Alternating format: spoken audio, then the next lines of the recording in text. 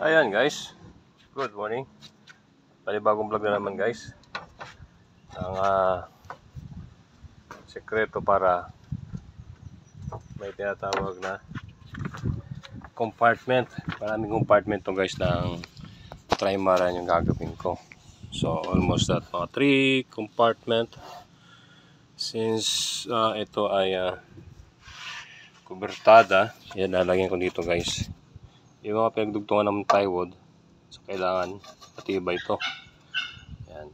Lagyan ng tubo dito. Para yung tubig dito tumatagos. So dito may tabo na naman yan na plywood. Tapos ito na naman another compartment pupunta roon nasa gitna.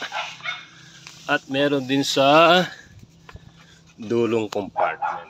So, ibig sabihin, kahit may mabutas to, meron pang dalawa na palulutang.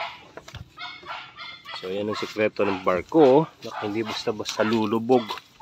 Kasi may compartment siya.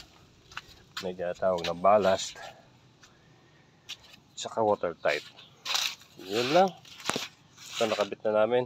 Thank you for watching.